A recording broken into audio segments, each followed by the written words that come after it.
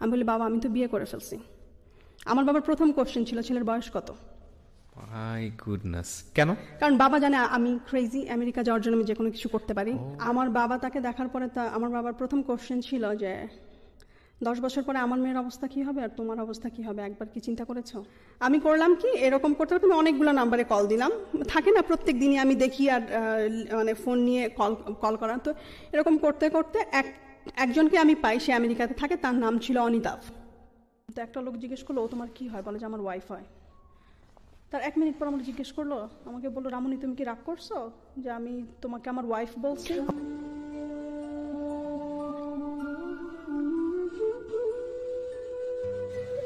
আমি শুধু আপনাদেরকে এতটুকু বলতে পারি যে জীবন নাটকের চেয়ে অনেক অনেক বেশি নাটকীয়। এই স্টোরিটা কোথা থেকে বাঁক নিয়ে কোথায় গিয়ে দাঁড়িয়ে কোথায় গিয়ে থামবে আপনারা ইমাজিন করতে পারবেন। স্টোরির লাস্ট মিনিট পর্যন্ত আপনাদেরকে রিকোয়েস্ট করবো শোনার জন্য। আসসালামু আলাইকুম, আশা করছি ভালো আছেন সবাই।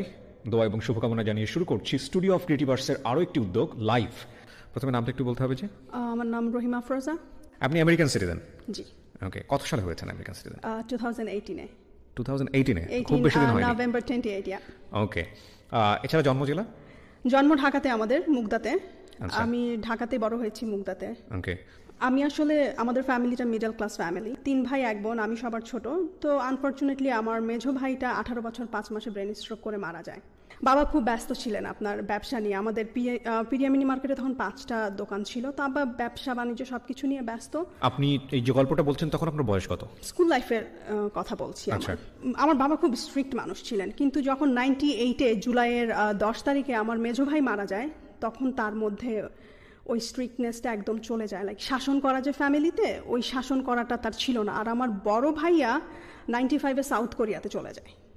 তো আমি যখন ক্লাস 10-এ পড়ি, তখন বাবা তার সব ব্যবসা বাণিজ্য সব কিছু গুটিয়ে ফেলে। গুটিয়ে সে বাড়ি করবে। তখন আমরা টিন শেড বাসায় থাকি। তো বাড়ি করবে, সব কিছু বিক্রি করলো, মানে আমাদের জাস্ট দোকানগুলো বিক্রি করলো। বাট দ্য থিং ইজ, এক মেয়ে হিসেবে যেই আদরটা পাওয়ার কথা ছিল আমার, ওই আদরটা আমি এখন ফিল করি যে ওই সময় হয়তো ছিল না। আমি যখন ইন্টারমিডিয়েটে পড়ি, তখন আমার পরিবার সিদ্ধান্ত নিল যে আমাকে বিয়ে দিয়ে দিবে। অনেকজনই দেখতে আসে। তো তার মধ্যে একটা ফ্যামিলি ছিল যে ছেলের বোন আমাদের এলাকাতে বিয়ে দেওয়া, মানে বিয়ে দিয়েছে। তো একদিন আমার বাবা খুব অসুস্থ, আমি ফার্মেসিতে ওষুধ আনতে যাই। তো তখন ছেলেপক্ষের বেয়াই সে আমাকে দেখে। তো দেখার 2 দিন পরেই সে আমাদের বাসায় বিয়ের প্রস্তাব পাঠায়। তারপরে তারা আসলো, আমার স্পষ্ট মনে আছে, ডিসেম্বরের 30 তারিখ 2008 সালে আসলো তারা আমাকে দেখতে। দেখে তাদের পছন্দ হলো। ডিসেম্বরের 31 তারিখে আমার বিয়ের দিন তারা ঠিক করলো। জানুয়ারির 3 তারিখ আমার বিয়ে হবে। কারণ হচ্ছে ছেলে আমেরিকাতে থাকে, ছেলের হাতে বেশি সময় নাই, কি বলে এটাকে, ছেলেকে চলে যেতে হবে। হোয়াট ইজ ইউর রেসপন্স, মানে হোয়াট ওয়াজ ইউর রেসপন্স?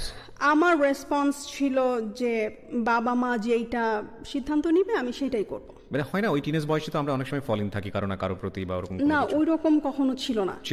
ওকে। না, জানুয়ারির 3 তারিখে আমার বিয়ে হলো। বিয়ে হয়ে গেল। কিন্তু আমার বাবা যেই একটা ভুল করলেন, ছেলের বাড়ি ঘর কোথায়, ছেলে কি করে না করে কিচ্ছু দেখলেন না। ছেলে আমেরিকাতে থাকে, সেইটাই। কারণ ছোটবেলা থেকে তার ইচ্ছা ছিল, আমি প্যান্ট শার্ট পরতে খুব পছন্দ করতাম। তো তার ইচ্ছা ছিল যে তার মেয়েকে সে আমেরিকাতে বিয়ে দিবে। আমার বাবাও আমেরিকাতে ছিল 4 বছর। আপনি প্যান্ট শার্ট পরতেন এই কারণে? হ্যাঁ, আমার বাবার মেন্টালিটি ছিল যে আমি বাইরের কান্ট্রিতে সেটেল হতে চাই, প্যান্ট শার্ট পরি অলওয়েজ। আমার মেন্টালিটি একটু ডিফারেন্ট, আমাকে সে বাইরে বিয়ে দিবে, বাইরের ছেলে দেখে। বিয়ের গাড়িতে করে যখন ওর বাসার কাছাকাছি এসে সে আমাকে বলছে, তুমি কি হেঁটে যাবে না রিক্সায় যাবে আমাদের বাসায়? তো আমার না জিনিসটা কেমন যেন খটকা লাগলো। তখন তাদের বাসা ছিল মানিকদি। তো গাড়ি মেইন রোড থেকে নেমে এমন চিপা রাস্তা, 5 মিনিট হেঁটে যাওয়া লাগবে, ইদার রিক্সায় যাওয়া লাগবে। আর রিক্সায় যদি যাই আমি, তাহলে ওই রাস্তা দিয়ে একজন মানুষ পাস করতে পারবে না। মানে গলি, এত গলি। আর এইরকম গলি আমি জীবনে কখনো দেখি নাই মুগদাতে, কারণ আমি যেহেতু বর্ন অ্যান্ড ব্রট আপ আমার মুগদাতে। আর তখন জগৎটাও আমার ছোট ছিল, খুব বেশি বড়ও ছিল না। তো যাই হোক, রাতের বেলা আমি গেলাম ওদের বাসায়। সকালবেলা যখন ঘুম থেকে উঠলাম, বারান্দায় গেলাম, তারপরে দেখলাম যে ওদের বারান্দার ওখানে বিশাল বড় ঝিল। আর আমি মনে মনে বললাম যে আব্বা আমারে কোন সাগরে ফেলে দিল। ঝিল হলে তো খুশি হওয়ার কথা, সুন্দর দৃশ্য। না, আমার কাছে ওইটা ভালো লাগছিল না, মানে রাস্তাটা দেখেই আমার যেন ওই রাত থেকে ইমপ্রেশনটা নষ্ট হয়ে গেছে। লাইক আমি ছোটবেলা থেকে আমার যেরকম ড্রিম ছিল যে বিশাল বড় বাসা হবে, সবকিছু সুন্দর ঝকঝকে তকতকে হবে, একটা ড্রিম থাকে না মেয়েদের যে আমার শ্বশুর বাড়িটা এইরকম হবে। হ্যাঁ, না ড্রিম বয় বাদই দিলাম, বাট শ্বশুর বাড়িটা অনেক সুন্দর হবে, আমার বিয়েটা অনেক ধুমধাম করে হবে, বাট সেটা হয় নাই। ছোটখাটো একটা অনুষ্ঠান করে জাস্ট দিয়ে দেওয়া।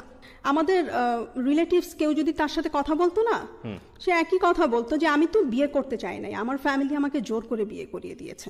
এটা মানে ছেলেটা বলতো সব সময়। তো আমি একদিন না খুব রাগ হয়ে ওকে বললাম যে এটা তো দরকার কি ছিল। তো পরে আমি জানতে পারি এজ গ্যাপ কত ছিল তখন, ওর সাথে আমার এজ গ্যাপ ছিল 9 ইয়ার্স। পরে আমি শুনতে পারি যে আমাকে যেদিন সে বিয়ে করে, মানে যেদিন আমাদের বিয়েটা ঠিক হয় 31শে ডিসেম্বর থেকে 3 জানুয়ারি পর্যন্ত তাকে রুমে অলমোস্ট নজরবন্দি করে রাখা হয়। তারপরে সে আমাকে বিয়ে করতে আসে। ও ওখানে আমেরিকাতে একটা মেয়েকে পছন্দ করে, সিলেটি মেয়ে। ওই মেয়েকে যদি বিয়ে করে তাহলে তাদের সাথে যোগাযোগ করবে না, তারা তাদের ছেলেকে লুজ করবে। এটা আপনি শুনেছেন? শুনেছি। আমি মনে হয় বিয়ের 3 দিনের দিনই আমাকে রান্নাঘরে ঢুকিয়ে দেওয়া হয়েছে। ও যাওয়ার মনে হয় 3-4 দিন আগে একটা মেয়ে ফোন করেছে, আমি ফোনটা ধরলাম। ধরার পরে ওকে চাইলো, আমি ওকে দিয়ে দিলাম। আমি কখনো মানে প্রশ্ন করি নাই যে মেয়েটা কে অথবা কোনো কিছু, ওগুলো আমার মাথাতেই ঢুকে নাই। আর আমার চিন্তা ছিল যে ও তো বাইরে পড়াশোনা করে, মেয়ে ফ্রেন্ড থাকতেই পারে, এটা স্বাভাবিক। তখনও পড়ছিল? হ্যাঁ, তখনও পড়ছিল কমিউনিটি কলেজে। কি সাবজেক্ট নিয়ে পড়ছিল আমি জানি না। ফোনে মানে 24 আওয়ার্সের মধ্যে সে 10 আওয়ার্সই ফোনে কথা বলতো। আমার না ভালো লাগতো না, এতক্ষণ ফোনে কথা বলা কেমন না, আমি তো ইউজ টুও না। সম্পর্ক মানে খারাপ পর্যায়ে, তার সাথে কথা বলে আমার আর মিল ছিল না কোনো কিছু। আর আমিও আসলে অ্যাকচুয়ালি হ্যাপি না। তার মেন্টালিটি আমার মেন্টালিটি মনে হয় যে দুজন ভিন গ্রহ থেকে আসছে এরকম। তো একদিন সে আমাকে ফোনে বলতেছে যে তোমার মতো পাগলের আমেরিকাতে জায়গা নাই। তো এই কথাটা না আমার মাথায় খুব লেগেছে।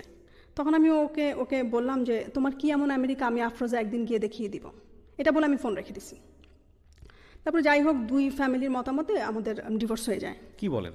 ও আমেরিকাতে থাকলো, আপনি বাংলাদেশে থাকলেন, মাত্র 14 দিনের সংসার ডিভোর্স হয়ে গেল? ডিভোর্স, হ্যাঁ, 6 মাসের মাথায় ওর দুলাভাই আমাদের বাসায় ডিভোর্স লেটার নিয়ে আসে। মানে ডিভোর্সের জন্য কি আপনি নিজে প্রিপেয়ার ছিলেন বা এরকম একটা হতে চাচ্ছে? আমি মেন্টালি প্রিপেয়ার ছিলাম, আসলে আমি মেনে নিতে পারছিলাম না। ডিভোর্স হয়ে যাওয়ার পরে এখন আমার মাথায় একটাই পোকা যে নো ম্যাটার হোয়াট আমার আমেরিকায় যেতে হবে। আচ্ছা, তো আপনার ফার্স্ট জামাই যিনি আপনার মাথায় ঢুকিয়ে দিয়েছেন এই সেন্টেন্সটা, তোমার মতো মানুষের আসলে আমেরিকাতে জায়গা নেই, পাগলের আমেরিকাতে জায়গা নাই। আচ্ছা, তো তারপর আমি চিন্তা করলাম যে কিভাবে আমি আমেরিকা যাব। আর তখন সবসময় তাহাজ্জুদের নামাজ পড়তাম আর আল্লাহর কাছে কান্নাকাটি করতাম, আল্লাহ তুমি আমাকে একটা ওয়ে দেখিয়ে দাও। তারপর আমি না প্রথম আলো পত্রিকা আমাদের বাসায় রাখতো, তো ওখানে ওই যে পাত্র চাই পাত্রী চাই কলামটা আছে না, আমি প্রত্যেক দিন ওই যে পাত্র চাই বিদেশে থাকে, আমেরিকা, এগুলো দেখা শুরু করলাম। মানে আমাকে যেভাবেই হোক আমেরিকা যেতে হবে এবং যাওয়ার রাস্তা হচ্ছে আমেরিকান একটা পাত্রকে বিয়ে করতে হবে। হ্যাঁ, আমেরিকান পাত্রকে বিয়ে করতে হবে। তো আমি করলাম কি, এরকম করতে করতে আমি অনেকগুলো নাম্বারে কল দিলাম, থাকে না প্রত্যেক দিনই আমি দেখি আর মানে ফোন নিয়ে কল করা। তো এরকম করতে করতে একজনকে আমি পাই, সে আমেরিকাতে থাকে, তার নাম ছিল অনিতাভ। তো তার সাথে আমি বাইরে প্রথমে দেখা করি। তখন কি লেখাপড়া বন্ধ আপনার? তখন আমার লেখাপড়া বন্ধ, হ্যাঁ, ডিভোর্সের পর আমি পড়াশোনাটা স্টপ করে ফেলি। তো সে আমার সাথে দেখা করলো, সে আমাকে পছন্দ করলো, তার বয়স অনেক বেশি ছিল, 55+। তো সে আমার বাসায় প্রস্তাব পাঠায়। ঠিক আছে, নিশ্চয়ই আগে বিয়ে শাদী করা ছিল? না, বিয়ে শাদী করেনি। নো। আচ্ছা, তার মুখে না অনেক বসন্তের দাগ ছিল, বাট সে যখন ইয়াং ছিল তার চেহারা একদম ডুপ্লিকেট অমিতাভ বচ্চনের মতো ছিল। সে আমাকে তার ইয়াং কালের ছবি দেখিয়েছে, মুখে কি একটা স্কিনের প্রবলেম হয় এরকম, মুখটা কেমন যেন লাইক আপনি নিজে দেখলে নিজেও ভয় পেয়ে যাবেন, এইরকম তার চেহারা। তো আমাদের বাসায় যখন বিয়ের প্রস্তাব নিয়ে আসলো, আমার বাবা যখন ওনার চেহারাটা দেখলেন, উনি তার সাথে ওনার একটা ফ্রেন্ডকে নিয়ে আসছিলেন। ঠিক আছে, ফ্রেন্ডকে নিয়ে আসলেন। আসার পরে তো আমার বাবা ওনার ফ্রেন্ডকে বললেন যে ওর জায়গায় যদি আপনার মেয়ে থাকতো তাহলে আপনি কি এই লোকটার সাথে তাকে বিয়ে দিতেন? তো সে বলল যে না চাচা, আমি যদি আপনার পজিশনে থাকতাম আমি দিতাম না। তো যাই হোক, আলটিমেটলি ওই রিলেশনটা আর কন্টিনিউ হলো না। আপনার টার্গেট ছিল যেভাবে হোক আমার আমেরিকায় যেতে হবে।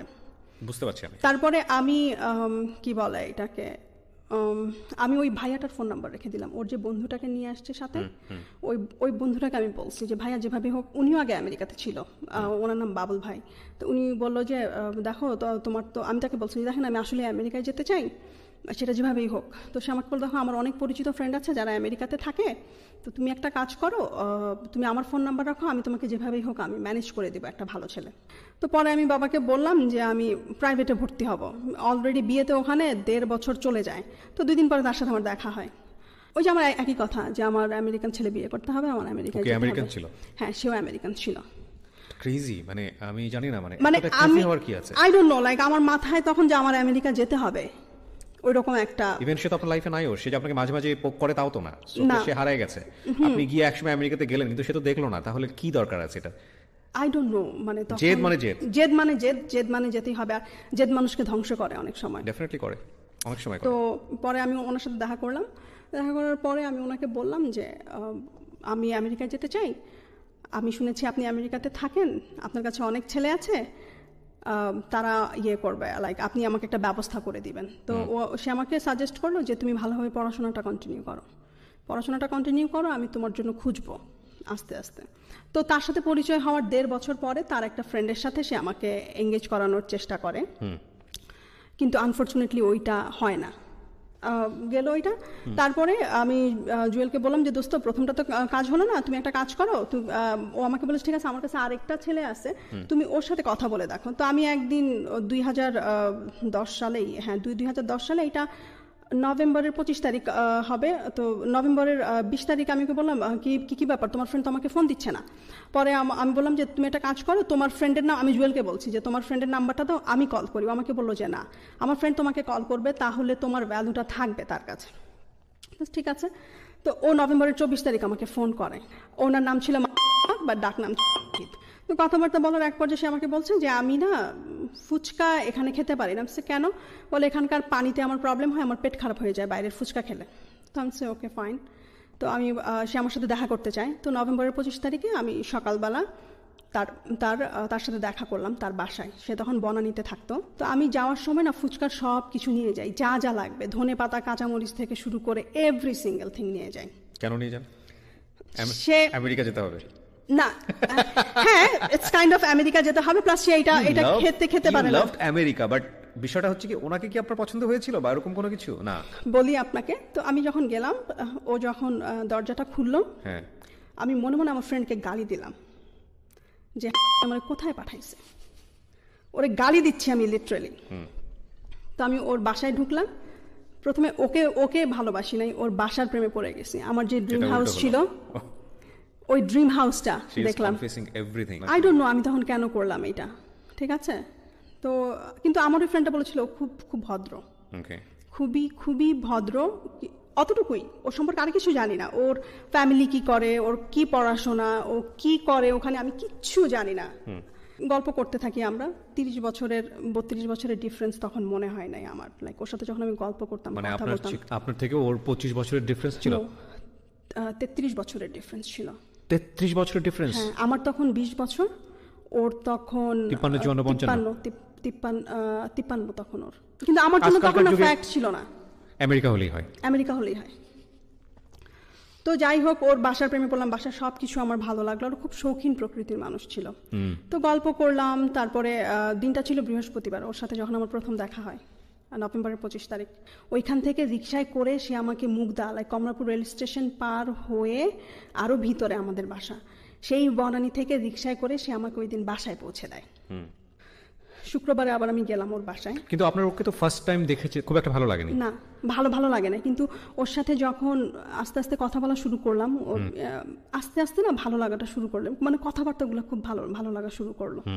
ওর প্ল্যান ছিল যে ও বাংলাদেশে থাকবে না, ও আমেরিকা থেকে চলে আসে, বাংলাদেশে সেটেল হবে। কিন্তু 2 বছর বাংলাদেশে থাকার পরে ওর আর ভালো লাগে না। যেই মানুষটা 30 বছর আমেরিকাতে ছিল, তার তো এখানে এসে ভাল লাগবে না। ও আমেরিকা থেকে সবকিছু গুটিয়ে চলে আসে, সে বাংলাদেশে থাকবে, বনানীতে সুন্দর একটা বাসা ভাড়া করে।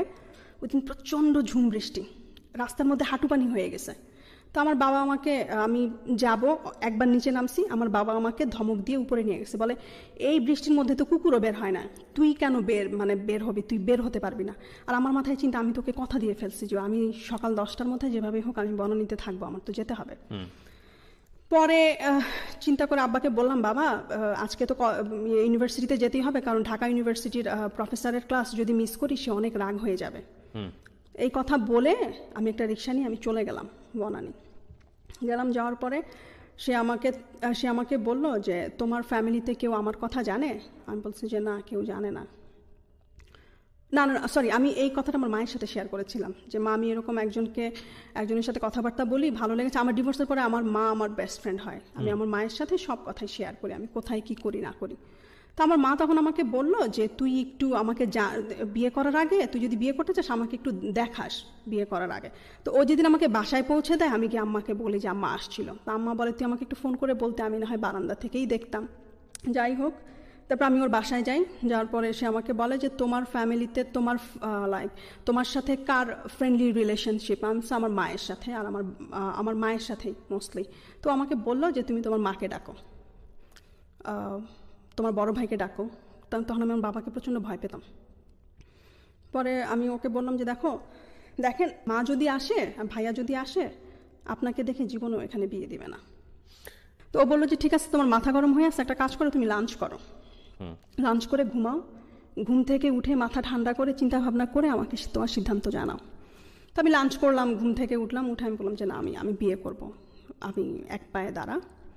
তো ও বলে যাচ্ছে ঠিক আছে তাহলে চলো। এখন জানতো না বিয়ে কোথায় পড়ানো হয়, ওর ধারণা ছিল যে বনানী মসজিদে বিয়ে পড়ানো হয়। তো আমরা বনানী মসজিদে গেলাম, যাওয়ার পরে ওখানে বললো যে না, আমরা এখানে বিয়ে পড়ানো হয় না, কাজী অফিসে বিয়ে পড়ানো হয়, আপনার গুলশান 2 নম্বরে কাজী অফিস আছে, আপনারা ওখানে যান। তো রিক্সায় করে গুলশান 2-এ গেলাম। ওখানে যাওয়ার পর একটা ঝামেলা হলো কাবিনের টাকা নিয়ে। কাজী জিজ্ঞেস করলো যে কত টাকা কাবিন? আপনারা দুজনেই তো, আর কেউ নাই? হ্যাঁ, সাক্ষী আমরা বলেছি যে আমরা পরের দিন এসে দিয়ে যাবো, সাক্ষী, উকিল টুকিল সবকিছু। তো পরে আমাকে ও বললো যে তুমি বিয়ের কাবিনের টাকা কত চাও? তো আমি বলছি যে 50,000। তখন কাজী বলতেছে বিয়ের কাবিন তো এত কম হয় না। তো ও আমাকে বললো তাহলে তুমি কত চাও? আমাকে বলছে আমি তাহলে 1 লাখই দাও।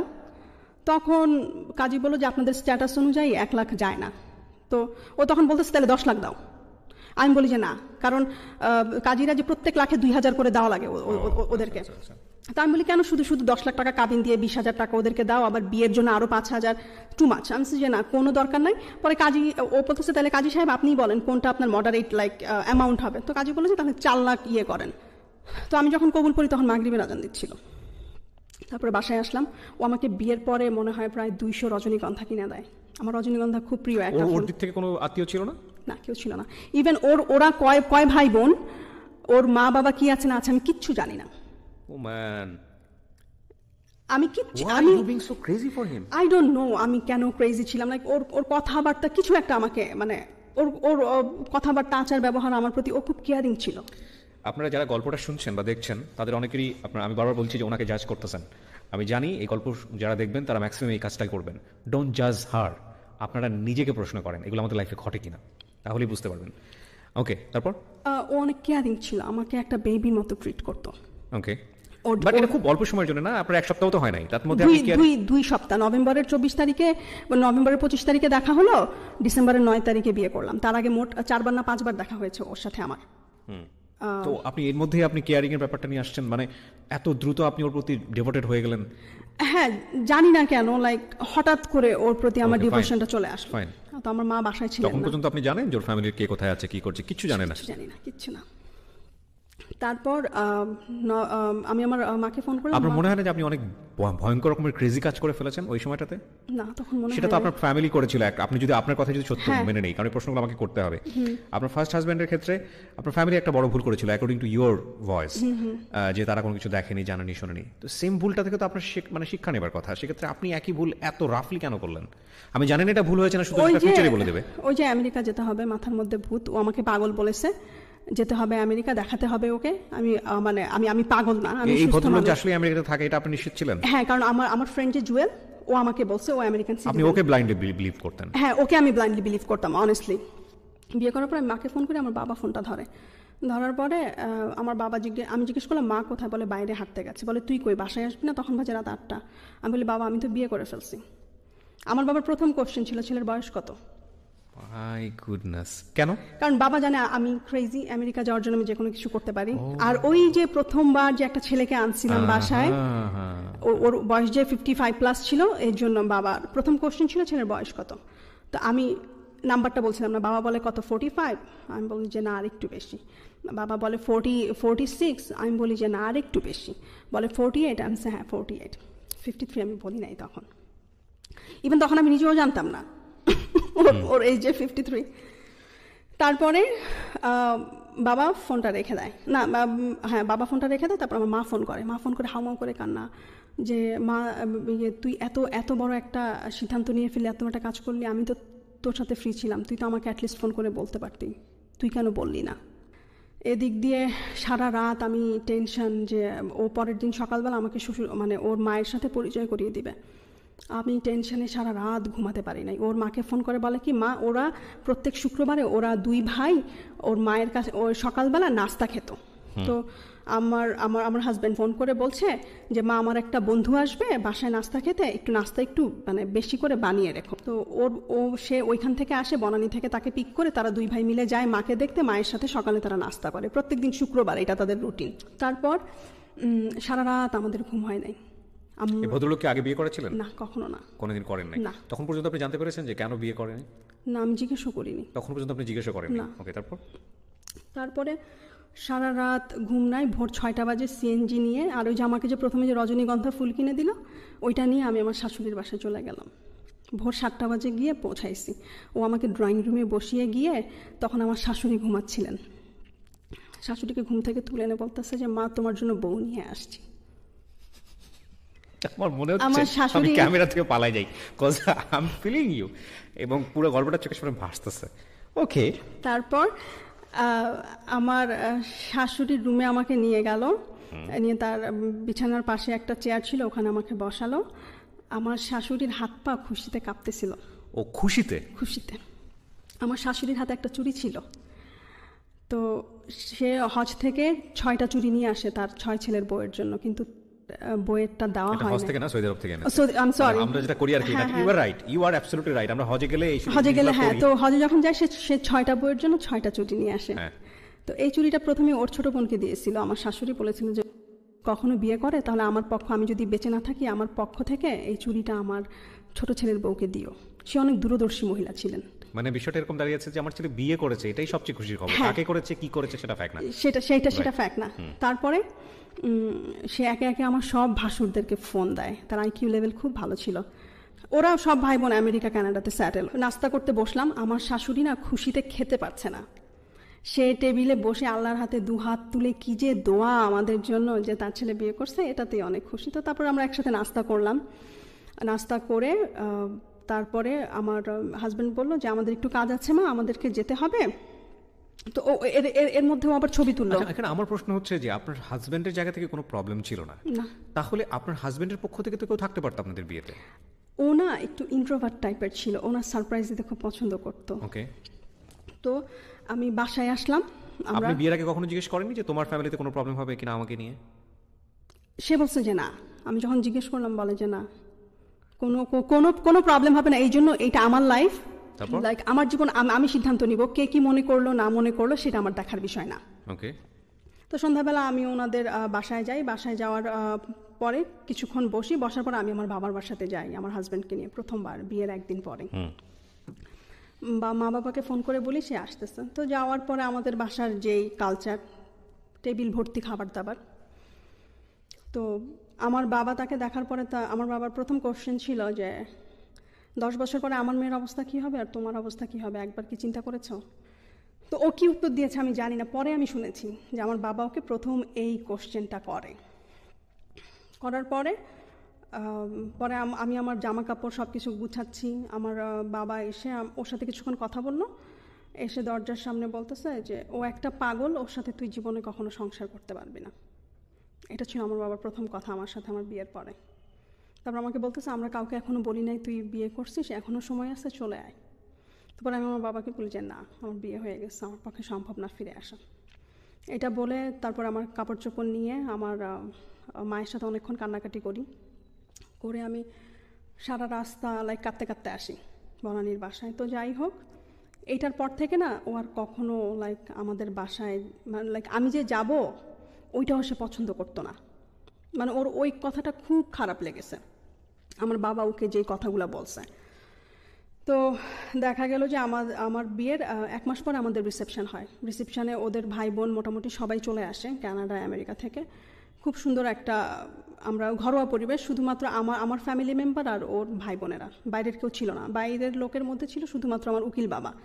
2 মাস বনানীতে থাকার পরে সে আমেরিকাতে চলে যাবে। আমরা সব কিছু হোম বাউন্ডের থ্রুতে কি বলে লাস ভেগাসে পাঠিয়ে দিব। সে লাস ভেগাসে বাড়ি কিনে সে আর বাংলাদেশে থাকবে না। তো সব জিনিসপত্র হোম বাউন্ডের থ্রুতে আমরা পাঠিয়ে দিই লাস ভেগাসে। তো সে মার্চ মাসে চলে যায় বিয়ের 3 মাস পরে। তো আমি বিয়ের 2 মাস বনানীতে থাকার পরে 1 মাস আমি আমার শাশুড়ির সাথে থাকি। তো আমার শাশুড়িকে আমার খুব ভালো লাগে, এত সুন্দর এত ভালো মানুষ আমি মনে হয় আমার জীবনও দেখি নাই। কারণ আমার তো তিক্ত অভিজ্ঞতা ছিল আমার প্রথম শাশুড়ির সাথে। তো আমার শাশুড়িকে মনে হয়েছে সে আমার জীবনে আমার একটা ফেরেস্তা, এরকম মনে হয়েছে। ওকে। তো আমি আমার শাশুড়ি খুব অসুস্থ, আমি তার টেক কেয়ার করি, সে আমাকে খুব ভালোভাবে অ্যাকসেপ্ট করে। আর আমি যখন ওনার টেক কেয়ার করি তখন সে আমাকে একটা কথা সবসময় বলতো। আমি যখন আমার ছেলেকে বলতাম যে বাবা তুমি কবে বিয়ে করবে, তখন আমার ছেলে আমাকে উত্তর দিত এমন এক মেয়েকে বিয়ে করবে যে মেয়ে তোমার টেক কেয়ার করবে। আর মাথার মধ্যে একটা জিনিসই কাজ করতো যে আমি তো কয়েকদিন পরে আমেরিকা চলে যাব, তাহলে তো আমি আমার শাশুড়ির সেবা যত্ন করতে পারবো না। তো যতটুকু পারি আমার শাশুড়ির আমি সেবা যত্ন করে যাই। আর ওভার দ্য ফোনে অল দ্য টাইম বলতো যে নিজের উন্নতির জন্য কিছু করো, পড়াশোনা করো, এইটা করো ওইটা করো। আমি না শুনতাম না ভাইয়া তখন। ওর কথা ছিল যে তুমি কেরিয়ার ওরিয়েন্টেড হও, জীবনে কোনো কিছু করো, আমেরিকায় এসে তুমি পড়াশোনা করো। আর ওর একটা কথা ছিল যে তুমি অনেক ইয়াং আমি জানি, বাংলাদেশে থাকাকালীন সে আমাকে বলতো যে তুমি অনেক ইয়াং আমি জানি, তুমি আমার সাথে থাকবে না সারা জীবন। তুমি যখন কলেজে যাবে, পড়াশোনা শেষ করবে, ভালো চাকরি করবে, তখন আমি দেখে শুনে একটা ভালো ছেলে থেকে আমি তোমাকে বিয়ে দিয়ে দিব। Oh my God.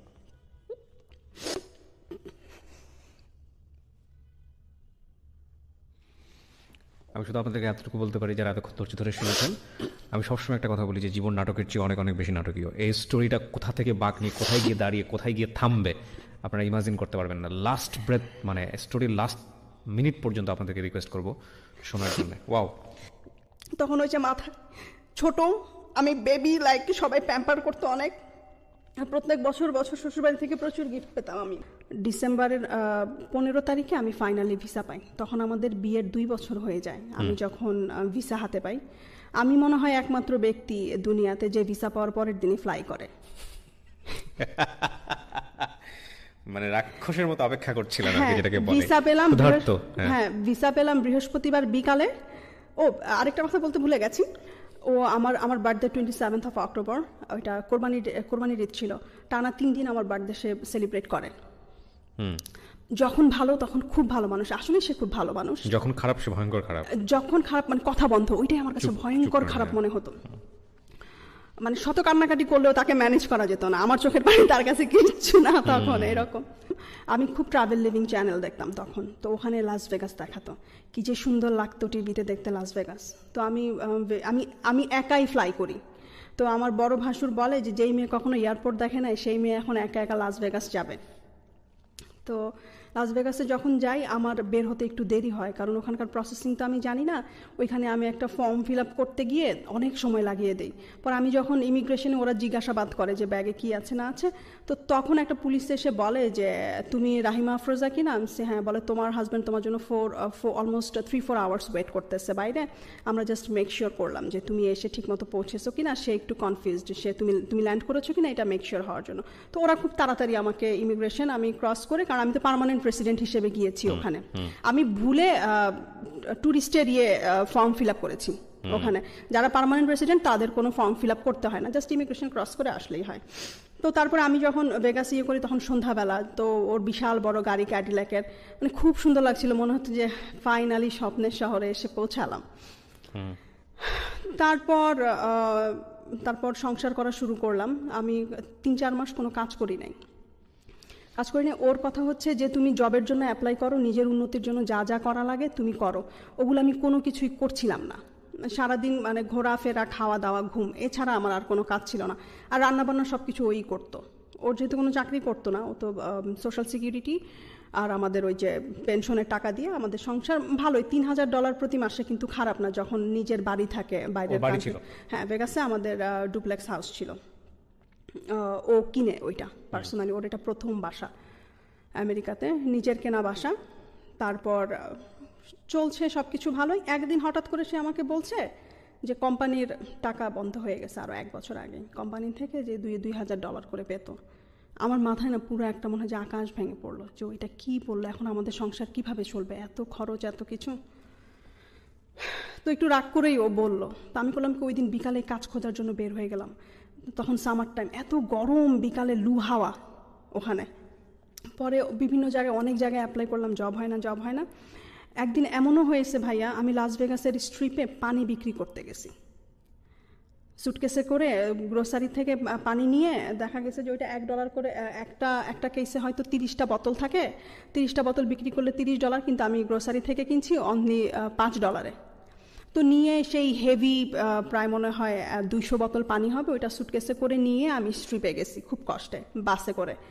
যাওয়ার পরে কেউ আমার পানি কিনে না, কারণ ওখানে প্রচণ্ড গরম তো ঠান্ডা।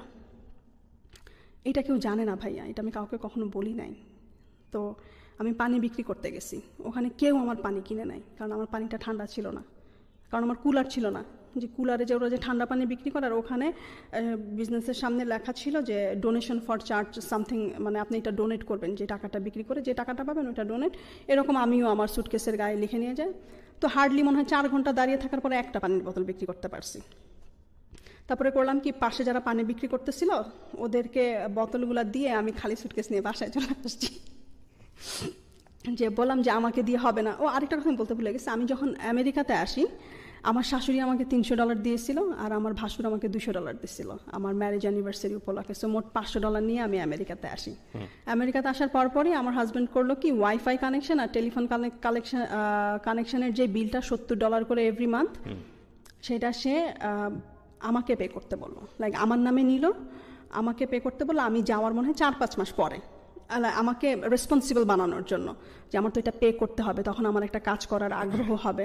আর ওখানে সত্যি কথা ভাইয়া, যাওয়ার পর আমি না লেজি হয়ে গেছিলাম। ও যদি আমাকে ওই টাকা বন্ধ হওয়ার কথা যদি না বলতো না, তাহলে আমি হয়তো কাজও খুঁজতে যেতাম না, এরকম অবস্থা।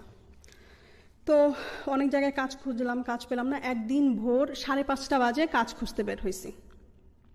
তো আমাদের বাসার পাশে একটা 7-Eleven ছিল। তো 5:30 ওখানে গিয়ে আমি অ্যাপ্লিকেশন ফর্ম চাইলাম, যাওয়ার পরে দিল। ওইটা ওনার ছিল, আমি জানতাম না। তো সে বলল যে আমি তোমার ইন্টারভিউ নিব এখনই। তো আমি 6টার মধ্যে অ্যাপ্লিকেশন ফর্ম পূরণ করলাম। করার পরে উনি আমাকে বলল যে আমি এত বছর এখানে কাজ করি, কোনো মেয়ে মানুষকে দেখি নাই ভোর 5:30 এসে কাজ খুঁজতেছে, you are the only one. আর তখন কমিউনিকেশনও প্রবলেম ছিল। এখন যেরকম প্রবলেম হয় না ইংলিশে কথা বলতে, আমরা ইংলিশটা বুঝি আমরা যখন স্কুল কলেজে পড়াশোনা করি, কিন্তু আমরা তখন স্পিকিংটা প্র্যাকটিস করি নাই। তো আমার না তখন এমন অবস্থা ছিল যে পেটে বোমা মারলেও ইংলিশ বের হতো না। কী বলতেছে বুঝতে পারছি, কিন্তু ও তখন করতো কি, আমাকে বলতো যে তুমি ইংলিশ মুভি দেখো, ইংলিশ সব কিছু দেখো, আর আয়নার সামনে নিজে নিজে দাঁড়িয়ে প্র্যাকটিস করো কথাবার্তাটা করার জন্য, ঠিকঠাক করার জন্য। কারণ কমিউনিকেশন স্কিলটা এখানে অনেক ইম্পর্টেন্ট, সব কাজের ক্ষেত্রে লাগবে। এখানে কমিউনিকেশন স্কিলস যদি না থাকে তুমি কিচ্ছু করতে পারবে না। তো ও না ভবিষ্যৎ কিভাবে ভালো হবে, মানে ক্যারিয়ার কিভাবে বিল্ড আপ হবে, ওই কথাগুলো না সবসময় বলতো। ওগুলো আমার শুনতে ভালো লাগতো না। তখন কথা কি, আমেরিকাতে তো এসেই গেছি, আর আমেরিকাতে আসার 1 সপ্তাহ পরেই 10 বছরের গ্রিন কার্ড পাইছি। আমারে কি আর আমেরিকা থেকে ভাগাবে, এরকম একটা মন মানসিকতা। তো আমি ওখানে 3-4 মাস কাজ করি। কাজ করার পরে হঠাৎ করে আমার হাজব্যান্ড 2013 সালের 10ই অগাস্ট স্ট্রোক করে। আচ্ছা, সাডেনলি আমি কাজ থেকে বাসায় যাই, ওর সাথে কথা বলি, আমরা লাঞ্চ রেডি করব। এমন সময় হঠাৎ করে ও বলতেছে ওর প্রচণ্ড ঘাম দিচ্ছে আর মানে গরম লাগছে। ও বলতেছে আমার শরীরটা খুব খারাপ লাগছে। আমি ফ্যান ছেড়ে দিছি ভাই, তারপরে দরদর করে ঘামাচ্ছে। তারপরে বাথরুমে গেল, প্রচণ্ড তার মাথা ব্যথার চিৎকার। স্ট্রোক হওয়ার 3 দিন পরে ও ফুললি কোমাতে চলে যায়। প্রায় 3 দিন কোমাতে থাকে। তো তখন ডাক্তার আমাকে বলছে যে এখন সব কিছু আল্লাহর হাতে, ওকে আমরা কোনো ওষুধ দিতে পারছি না, ব্লাড থিনার অথবা কোনো কিছু। কারণ ব্লাড থিনার দিলে দেখা যাবে যে ব্রেইনে ব্লিডিং হওয়া শুরু করবে, আবার এদিক দিয়ে ব্লাড থিনার যদি না দেয় তাহলে হার্ট অ্যাটাক হওয়ার পসিবিলিটি আছে। আমাদের হাতে কোনো কিছু নেই, সব কিছু আল্লাহর হাতে। দেখেন, মিরাকেলের জন্য অপেক্ষা করেন যদি কোনো মিরাকেল ঘটে।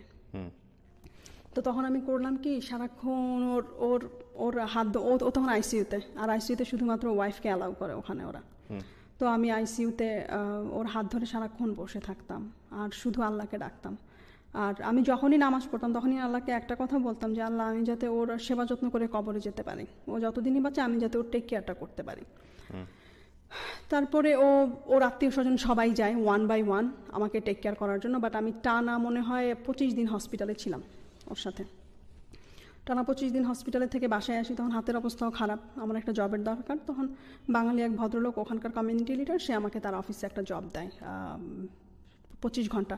আর লাস ভেগাসে না প্রথম 6 মাস 1 বছর ফুল টাইম জব পাওয়া অনেক টাফ, ওখানে অ্যাভেলেবল না জবের। নিউ ইয়র্কে যেরকম জব অ্যাভেলেবল, বাট লাস ভেগাসে ওই রকম না, জব অ্যাভেলেবিলিটি খুবই কম। তারপরে যাই হোক, ওকে হসপিটাল থেকে আনার পরে ওকে হসপিটাল থেকে আনার মনে হয় 1 সপ্তাহ পরেই আমি কাজে জয়েন করি ওই বাঙালির অফিসে। তো এই জিনিসটা না ও পছন্দ করতো না যে আমি বাঙালিদের সাথে কাজ করি। আচ্ছা, ও বলতো যে বাঙালিদের সাথে কাজ করলে তুমি কোনো কিছু শিখবে না। তো তারপর যাই হোক, ওর ব্রেন স্ট্রোক হওয়ার পরে ও বাসায় আসার পরে না মানে কেমন যেন হয়ে যায়, ওর কোনো কিছু বললেই অনেক রাগ হয়ে যায়, মানে ভালো কথা বললেও সে আমার মানে কেমন যেন একটা বিরক্তিকর একটা ভাব, এটা ওইটা। তো তারপরে একটা সময় আমাদের যখন ঝগড়া তুমুল পর্যায়ে চলে যায়, তো আমরা আলাদা রুমে থাকা শুরু করি, কারণ ও কেন রাগ করতো সেটা তো জানতাম না কখনোই আমি। তো আলাদা রুমে থাকা শুরু করি, আলাদা রুমে থাকা শুরু করার পরে এরকম করে প্রায় 3 থেকে 6 মাস চলে যায়। হঠাৎ করে 2014 সালের মে মাসের 14 তারিখ আমার শাশুড়ি মারা যায়। আমার শাশুড়ি মারা যাওয়ার পরে ওর মধ্যে আমি আরও চেঞ্জ দেখতে পাই। তারপরে ও বাড়িটা বিক্রি করে দেয় হঠাৎ করে, লাস ভেগাসের বাসাটা, সে লাস ভেগাসে থাকবে না। তো ওইটা নিয়ে আমাদের মূলত অশান্তি ফ্যামিলিতে, যে আমি এত কষ্ট করে কাজ করি, বাজার করি, সব কিছু করার চেষ্টা করি। তো তারপরে আমরা বাড়ি বিক্রি করে মোটেলে উঠি। ঠিক আছে, মোটেলে উঠি। ওর কথা ছিল যে ও লাস ভেগাসের কোথায় ঘুরতে যায় নাই, ওর শখ ছিল আমাকে নিয়ে লাস ভেগাসের গ্র্যান্ড ক্যানিয়ন দেখা, এটা দেখা, ওইটা দেখা, সব কিছু ঘুরবে ও। তো আমাকে বলে তুমি জবটা ছেড়ে দাও, জবটা ছেড়ে দিয়ে আমরা একটা কাজ করি। তখন আমি একটা ফুল টাইম জব পাই গ্যাস স্টেশনে, ফুল টাইম ক্যাশিয়ার, মোটামুটি ভালো ইনকাম করি, প্রত্যেক মাসে $3,000 $2,000 এরকম ইনকাম হয় সব কিছু নিয়ে। তো আমাকে বলে কাজটা ছেড়ে দাও, আমরা 2 সপ্তাহ ঘুরবো, ঘুরে টুরে তারপর আমরা মিশিগানে শিফট হবো। তো আমি ওর ওই কথাটাতে আমি রাজি হই না। আমার কথা কি যে কাজ করে নেই, টাকা সেভ করে নেই, কারণ মিশিগানে গিয়ে কখন জব পাবো, কি পাবো না পাবো তার তো কোনো নিশ্চয়তা নাই, সব তো আনসার্টেনিটি সবখানে।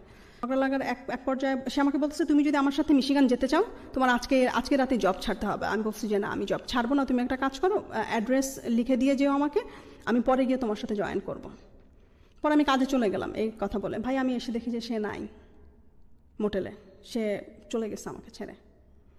তারপরে যাই হোক, সে যখন আমাকে ছেড়ে চলে যায় আমি ওকে ফাইন্ড আউটও করি, ওকে অনেক বুঝাই, অনেক ইয়ে করি, কিন্তু ওই যে ও অনেক অভিমানী, ওর অভিমানের কারণগুলো, রাগের কারণগুলো আমি বুঝতাম না তখন বোঝার বয়সও হয়তো ওইরকম ছিল, but mentality I don't know তখন আমার কি হয়েছে। তখন আমার 22 বছর বয়স। তো ওকে আমি অনেক বুঝালাম, তো ও বুঝলো না। পরে আমি দেখলাম যে না, এখানে আসলে হবে না, ওর সাথে আর মনে হয় কন্টিনিউ করা হবে না আমার। তো এটা চিন্তা করে আমি ওকে যেই হোটেলে ফাইন্ড আউট করলাম ওই হোটেলে ছেড়েই আমি চলে আসলাম। চলে এসে আমি বললাম যে এইখানে আসলে ওর মেমোরি নিয়ে না আমি থাকতে পারবো না, আমার পক্ষে থাকা সম্ভব না। তো তখন ওর একটা বন্ধুর বউ ছিল নিউ ইয়র্কে থাকে, ওই যে মাঝে মাঝে যে ও জ্বালা যন্ত্রণা করতো, আমি ওনার সাথে আমি গিয়ে করতাম, মানে ওর অভিমান, এত রাগ যে কোনো কারণে। তো আমি ওই আপাকে বলতাম সবসময়, ওর ফ্রেন্ডের ওয়াইফ, ওর ফ্রেন্ড মারা গেছে, তো আমি আপাকে বলতাম যে আপা আমি কী করবো, আমার কিছু ভালো লাগে। তো সে আমার বলতো যে তুই নিউ ইয়র্কে চলে আয়, নিউ ইয়র্কে অনেক অপরচুনিটি, কিছু না কিছু তুই অনেক ভালো করতে পারবি নিউ ইয়র্কে। তো ও যখন আমাকে ছেড়ে চলে গেল, তো আমি করলাম কি, আমি নিউ ইয়র্কে মুভ হয়ে গেলাম 2 দিন পরেই। নিউ ইয়র্কে মুভ হয়ে গেলাম, স্ট্রাগলের লাইফ শুরু হলো। আর এতদিন তো ছিলাম নিজেদের বাসায়, ছোটোবেলা থেকে শ্বশুরবাড়ি পর্যন্ত নিজেদের বাসায়, নিজেদের সব কিছু, একটা কর্তৃত্বের একটা ভাব ছিল, রাইট? যখন মানুষের বাসায় থাকতে গেলাম ভাইয়া, এই তো এখন মানে বাস্তবতায় পাড়া দিলাম। তো নিউ ইয়র্কে এসে অনেক কষ্ট করি, সত্যি কথা কি বলে এটাকে। আমি প্রথমে ডাঙ্কিন ডোনাটে জব করতাম, ডাঙ্কিন ডোনাটের জবটা ছেড়ে দিয়ে, ওটা অনেক কষ্টের ছিল রাতের বেলা। তারপরে ড্যালি গ্রোসারিতে কাজ করি। আমি মোস্টলি ভোর 5টায় উঠতাম, 4টায় উঠতাম, 4টায় উঠে রেডি হয়ে 5টায় বের হয়ে যেতাম। ভোর 6টা থেকে কাজ, 6টা থেকে 3টা পর্যন্ত কাজ করতাম, 3টা পর্যন্ত কাজ করে আবার 6টা থেকে রাত 9টা পর্যন্ত নার্সিংয়ের ক্লাস করতাম। তার মধ্যে আমার তার সাথে কোনো যোগাযোগ নাই। তো হঠাৎ করে 2016 সালে সে আমাকে ফোন করে, প্রায় 2.5 বছরের গ্যাপে। 2.5 বছর কোনো কমিউনিকেশন ছিল না? কোনো কমিউনিকেশন ছিল না। আমি ফোন করি আমার জন্য, সার্টিফিকেটের জন্য। তো আমি বললাম যে আমার সার্টিফিকেটগুলো দাও, কারণ আমি তো সব কিছু মুভ করে ফেলছি মিশিগানের বাসায়। তো তো সার্টিফিকেটগুলো লাগবে, আমি পড়াশোনা কন্টিনিউ করতে চাই। তো ও আমাকে বলল যে সার্টিফিকেটগুলো, আর বেসমেন্টে পানি ঢুকেছিল আর ওখানে অনেকগুলো জিনিসপত্র নষ্ট হয়ে যায়, আমারও অনেক ইম্পর্টেন্ট কাগজপত্র নষ্ট হয়ে গেছে। তো এইভাবে কথা বলা শুরু। তারপরে ও জিজ্ঞেস করলো যে তুমি কিভাবে এইখানে কি করো। তো আমি যে ফুল টাইম জব করতেছি, পড়াশোনা সব কিছু মিলিয়ে এইরকম চলছে। তারপর আমি ওকে অফার দিলাম যে দেখো এমন করে সম্পর্ক রেখে কী লাভ, আমাকে ডিভোর্স দিয়ে দাও তুমি। 2017 সালে আমি বলি, জানুয়ারি মাসে। আর ওরও অ্যাকচুয়ালি প্রবলেম হচ্ছিল, আমরা যেহেতু ম্যারিড কাপল, আমেরিকাতে সিস্টেম হচ্ছে যে ম্যারিড কাপল হলে আপনার যদি কোনো ইনকাম না থাকে, আপনার ওয়াইফের যে ইনকামটা হয় সেইটাতে আপনার বেনিফিটসগুলোতে এফেক্ট করে। লাইক ওখানে আপনার যদি টাকা, আপনার যদি লো ইনকামের মানুষ হন, আপনি হেলথ ইন্স্যুরেন্সটা আপনার জন্য ফ্রি। তো দেখা গেছে মানে আপনার ওয়াইফের যে ইনকামটা হবে সেটা কাউন্ট করে ফেলবে আলটিমেটলি, কাউন্ট করে ফেলবে। হ্যাঁ, আর ও তো শারীরিকভাবে ও অনেক অসুস্থ, তো দেখা যেত যে ওর ট্রিটমেন্টের জন্য অনেক টাকা ওর পকেট থেকে পে করা লাগতো। আর আমেরিকাতে ট্রিটমেন্ট অনেক অনেক অনেক এক্সপেন্সিভ। হ্যাঁ, তো আমি বললাম যে এইভাবে রিলেশন রেখে কী লাভ, আমরা একটা কাজ করি, আমরা আলাদা হয়ে যাই। তো 2017 সালে আমরা আলাদা হয়ে যাই, ডিভোর্স হয়ে যায় আমাদের। মিউচুয়ালি আপনারা ডিভোর্স দিয়ে দেন? হ্যাঁ, মিউচুয়ালি ডিভোর্স দেই। আমি কোনো কিছু ক্লেম করি নাই, একদম $0 ডিভোর্স যেটা বলে ওইটা আমি করি। করার পরে আই ডোন্ট নো ভাইয়া, আমি কেন যেন ও আমাকে কল করা শুরু করলো, আমিও কথা বলা শুরু করলাম, কারণ নিউ ইয়র্কে তো ওই রকম লাইক আর হাজবেন্ডের প্রতি একটা মায়া হয়ে যায় মেয়েদের। আমরা যতই ডিভোর্সের পরে কল করা শুরু করলো? হ্যাঁ, ডিভোর্সের পরে আমরা ভালো ফ্রেন্ড হলাম। আগে যেরকম ফ্রেন্ড ছিলাম বিগিনিংয়ে, ওই রকম কথাবার্তা, আমরা দুজনের সাথে সব কিছু শেয়ার করি, ও কি করে না করে সব কিছু আমাকে বলে। তো 2017 সালে আমি ওর সাথে মে মাসে ও আমাকে বলে যে তুমি তো আমার সব বাসাতে গিয়েছো, মিশিগানের বাসাটা এসে দেখে যাও আমি কেমন করে সাজিয়েছি। তাহলে ঠিক আছে, আমি আসবো। তো মে মাসে গেলাম 2017 সালে। আর আমি ওর কাছে না মাফ চাই অনেক, যে দেখো আমি অনেক ভুল করছি, তুমি আমাকে জীবনে উন্নতি করার জন্য যেই কথাগুলো বলছো আমি তখন শুনি নাই। আজকে আমি যদি ওই কথাগুলো যদি শুনতাম, এতদিনে হয়তো আমার কেরিয়ার স্ট্যাবলিশড হয়ে যেত। আমি হয়তো 2012 সালে যাই, 2017 সালে 5 বছরের মধ্যে আমার হয়তো মাস্টার্সও কমপ্লিট হয়ে যেত, আমি যদি ফ্রম দ্য বিগিনিং থেকে সিরিয়াস থাকতাম। আমি তোমার সাথে অনেক অন্যায় করছি। তো ও বললো যে বাদ দাও, এগুলো নিয়ে কথা বলার দরকার নাই। তারপরে ও 2017-তে ওর তো একটু ফিজিক্যাল প্রবলেমও ছিল, সব কাজ করতে পারতো না। তো ওর বাগান করার খুব শখ ছিল, বাগানের জন্য যা করা লাগে আমি সব কিছু করে দিয়ে আমি চলে আসছি। ওই যে বীজ লাগিয়ে দিয়ে বেড টেড সব রেডি করে আমি চলে আসছি। তো যখন ফল হওয়া শুরু করলো, ও আমাকে ফোন দিয়ে বললো যে এত কষ্ট করে বাগান করে গেছো, ফল খাবা না, ফল সবজি। আমি হ্যাঁ। তো আমি আবার করলাম কি, 2017 সালের নভেম্বরে গেলাম। তো গিয়ে দেখি যে খুব সুন্দর বাগান হয়েছে, এটা ওইটা। ওখানে গেলে না ও আমাকে কাজ করতে দিত না। ভাইয়া তোমার কোনো কিছু করা লাগবে না, তুমি তো নিউ ইয়র্কে অনেক কষ্ট করো, অনেক কিছু করো, তো তুমি একটা কাজ করো, তুমি কি বলে এটাকে, তুমি এইটা তোমার ভ্যাকেশন হাউস, তুমি এখানে সে ভ্যাকেশন করবা, কোনো কিছু করবা না। ও রাতের বেলা ঘুমাতে পারতো না, ইনসোমেনিয়া প্রবলেম ছিল ও দিনের বেলা ঘুমাতো। তো দেখা যেত যে দিনের বেলা উঠে আমি সব কিছু করতাম, আর ওনা খুব প্রশংসা করতে জানতো, যেটা হয়তো আমি কখনো করি নাই। ও আমার জন্য যে ভালো ভালো কাজগুলো করছে ওগুলোর প্রশংসা আমি কখনো করি নাই, বাট আমি ছোট কিছু করলেই সে খুব প্রশংসা করতো, মানে প্রশংসা করতে করতে আমাকে ফুলিয়ে দিত, এরকম অবস্থা। তো যাই হোক, 2017 সালে আমাদের ফ্রেন্ডশিপ চলতেছে, কথাবার্তা বলতেছি। তারপরে আমি 2018 সালেও আমি খুব ব্যস্ত হয়ে যাই, কারণ তখন আমি পড়াশোনায় ঢুকি অ্যাসোসিয়েট করার জন্য। তো অ্যাসোসিয়েট করার আগে আমাদের রিমিডিয়াল করা লাগে। রিমিডিয়ালে দেখা যায় যে টানা 4 মাস সকাল 9টা থেকে দুপুর 3টা পর্যন্ত আমার ক্লাস থাকে, আবার দুপুর 4টা থেকে রাত 10টা-11টা পর্যন্ত আমি কাজ করি, বাসায় আস্তে আস্তে রাত 1টা-2টা। তো 2018 আর 19-এর লাইফটা অনেক হ্যাকটিক যায় আমার জন্য। তারপরে তো হঠাৎ করে ভাইয়া এই যে 2020-তে প্যান্ডেমিক শুরু হয়ে যায়, আমি জানুয়ারির 3 তারিখে চলে আসি। সে আমার উপরে প্রচণ্ড রাগ হয় এই জন্য যে সে এক্সপেক্ট করছিল যে আমি তার সাথে হয়তো 1 মাসের সময় নিয়ে আমি থাকবো। তো না, আমার কিছু কাজ পড়ে যায় নিউ ইয়র্কে, কারণ অনেক দায়িত্ব থাকে ইয়েতে। পরে আমি নিউ ইয়র্কে চলে আসি, আর আমি ওকে বলি যে দেখো আমি আবার আসবো, তুমি টেনশন করো না। তো সে আমাকে তখন বললো যে এইটাই তোমার সাথে আমার লাস্ট দেখা, তোমার সাথে আমার দেখা হবে না।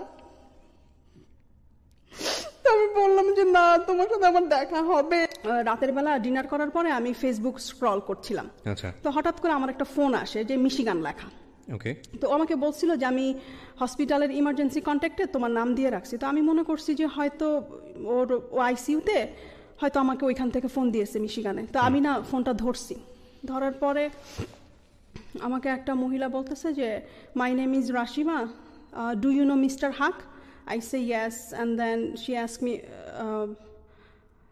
like what's the relationship between you and him, and then আমি ওকে বলতেছি যে he is my ex-husband. তো বলতেছে honey I have a bad news for you. That's what? He passed away yesterday Saturday evening at 6 o'clock. ভাইয়া বিশ্বাস করবেন না, আমার মাথায় না আকাশটা একদম ভেঙে পড়ছে মনে হয়। যে মানুষটার সাথে আমি কথা বললাম শনিবারের, সুস্থ মানুষ, সে কিভাবে শনিবার বিকাল 6টায় চলে যায়। তারপর আমি ওকে জিজ্ঞেস করলাম যে ও কিভাবে মারা গেল। পরে বললো যে ফ্রন্ট ইয়ার্ডে তো ওই ফলের সময় অনেক পাতা পড়ে, শীত আসার আগে ওইটা ক্লিন করতে গিয়ে ওখানেই সামনেই মরে পড়েছিল। তারপর ওরা 911-এ কল করার পরে ওকে নিয়ে যায়, ওখানে অন দ্য স্পটে ওকে ডেড ডিক্লেয়ার করে। তারপরে আমি করলাম কি, সাথে সাথে ওর ভাই বোনদেরকে মেসেঞ্জারে নক করলাম, কেউ আমার ফোন ধরে না। ওর যে ইমিডিয়েট বড় ভাই এখানে থাকে, ওই ভাইয়া ফোন ধরছে। ভাইয়া বলি ভাইয়া তো নাই। বলে কি বলো? আমি বলি যে হ্যাঁ। বলে কিভাবে কি হয়েছে? আমি বলি ভাই আমি ডিটেলস এখন বলতে পারবো না, আমি রাখি। তারপরে ওর ভাবি আমার ফোন পে কল দিল, নিউ ইয়র্কে যে থাকে, সে ফোন দিয়ে বলতেছে যে এরকম তো কল আসছে। আমি তো মনে করছি জাঙ্ক কল, আমি জাঙ্ক কল মনে করে কথা বলি নাই, আমি রেখে দিছি। পরে যাই হোক, ওর ভাই বোনরা ওর একটা ভাইয়ের বউ চায় নাই যে আমি ওর ফিউনারেলে যাই। তো আমি তাকে বলছি যে ভাবি আপনারা যদি যান মিশিগানে আমাকে একটু নিয়ে যান সাথে করে, কারণ আমার তো মাথা কাজ করতেছে না। কি বলে, আমি ওকে শেষ দেখা দেখতে চাই। কারণ তো অনেকবার আমাকে যেতে বলছিল, আমি তো প্যান্ডেমিকের জন্য ভয়ে যাই না, কারণ আমি যদি করোনা ভাইরাস নিয়ে যাই ওর কাছে, ও তো এমনিতেই অসুস্থ মানুষ, ও হার্টের পেশেন্ট, স্ট্রোকের পেশেন্ট, ওর খারাপের জন্য আমি যাই নাই।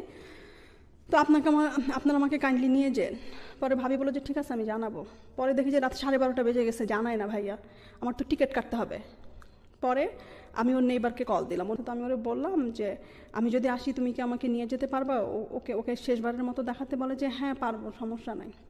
পরে আমি করলাম কি, নভেম্বরের 9 তারিখ সোমবার ভোর 6টার ফ্লাইটে আমি চলে গেলাম। তারপরে সোমবারে আর মর্গে আমাদেরকে ওর চেহারা দেখালো না, জাস্ট ছবি দেখালো। প্যান্ডেমিকের জন্য ওরা মর্গে কাউকে ঢুকতে দেয় না।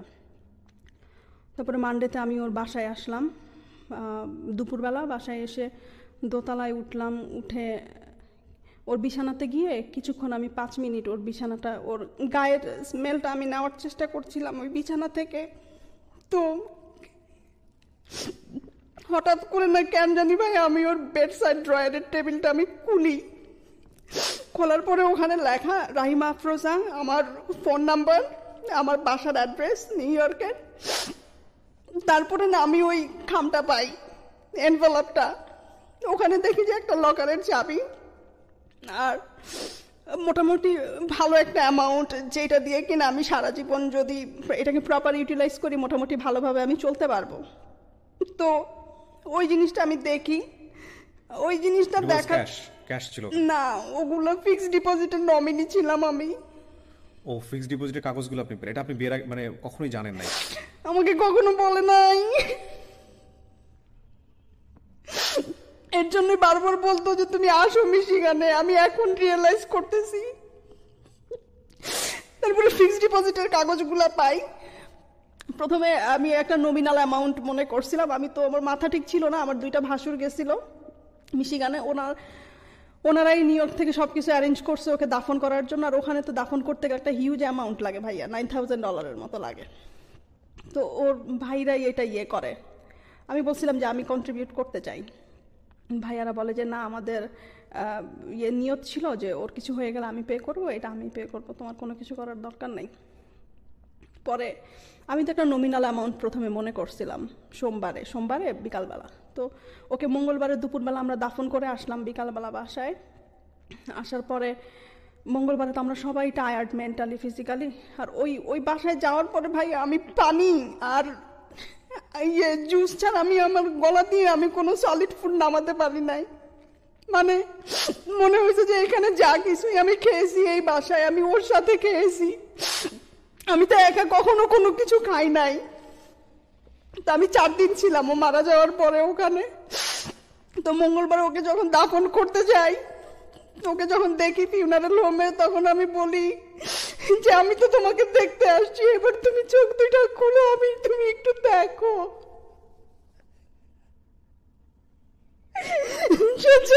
খুলে না। এভরি রিলেশনশিপ একটু বেঁচে থাকতে পারবে। আজকের এই গল্পটা থেকে শুধু এতটুকুই বলার আছে, আমরা আসলে কেয়ার করি না। মিসিং জিনিসটাই আমাদেরকে রিয়েলাইজ করা যে আমরা আসলে কতটুকু লাভ করি কোন একটা মানুষ। It's a very very interesting story.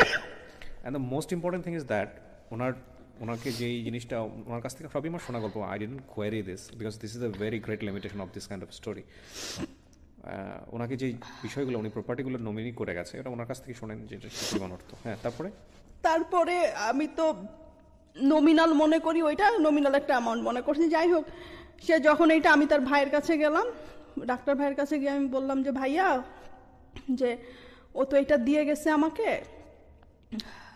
90 lakh, তো আমি এইটা করব না, আমি এটা নিতে পারবো না, এইটা দিয়েও আমাকে গিল্টি করে গেছে, আমি ওর জন্য একটা মসজিদ করে দিব, আমি এইটাকে হাত দিতে পারবো না, কারণ ওর জন্য আমি কখনো কোনো কিছু করি নাই। তারপরে ভাইয়া বুধবার সকালবেলা ভাই আমাকে বললো যে তুমি সব কাগজগুলো আনো।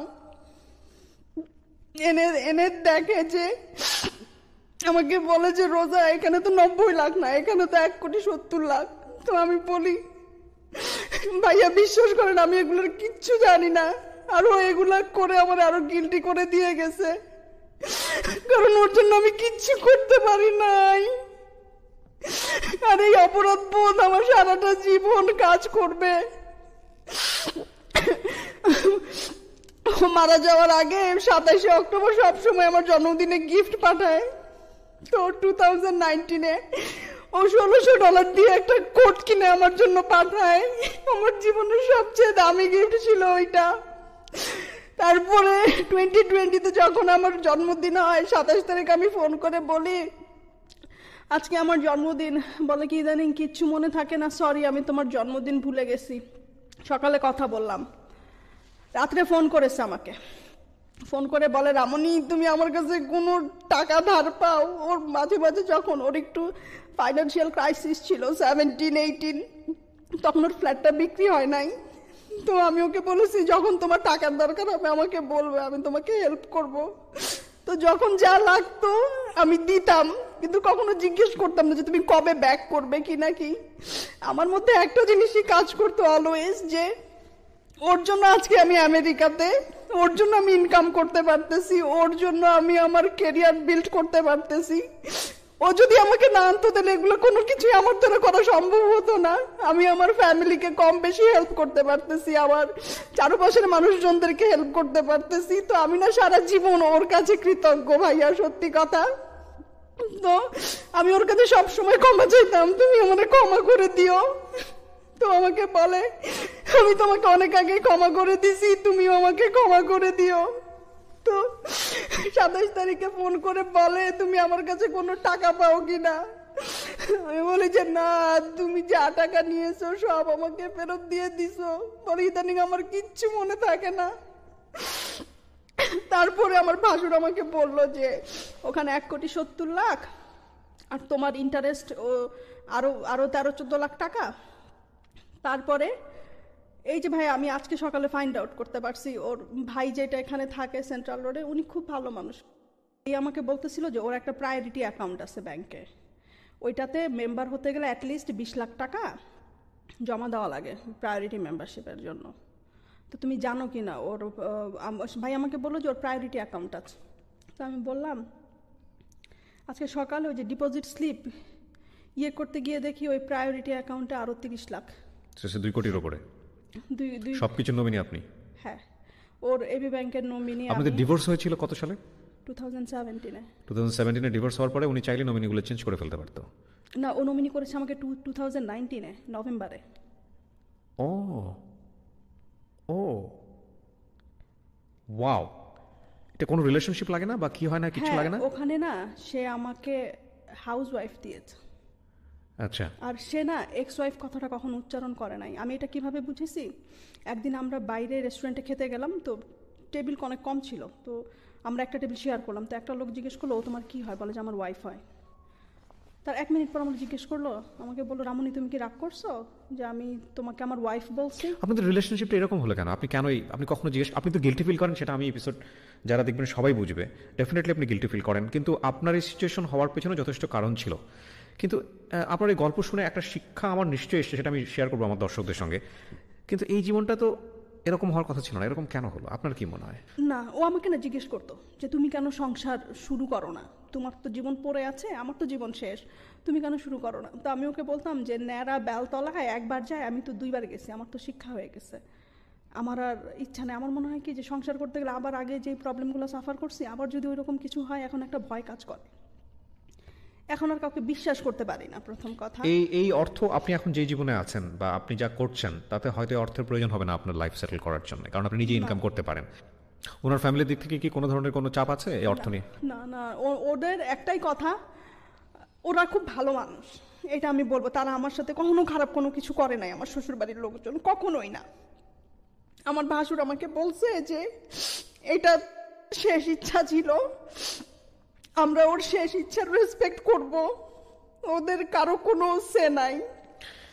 It's a beautiful story. First of all, আপনি আপনার ইডিওলজি, আপনার এথিক্সের জায়গাটা থেকে আপনি যে কোনোভাবে এই গল্পটাকে মূল্যায়ন করতে পারেন, বাট আমি প্রথমে যে কথাটা বলেছি সেটা হচ্ছে ডু নট জাজ দ্য গেস্ট। যিনি এখানে আসেন তাকে জাজ করবেন না। আপনি আপনার এই জায়গাটা থেকে কি নিলেন সেটাই হচ্ছে বড় কথা। আমরা আমাদের গল্পটার বিন্যাস এমনভাবে করেছি যাতে করে কাউকে এখানে হেও না করা হয়, সবাই খুব রেসপেক্টের জায়গাটায় থাকেন।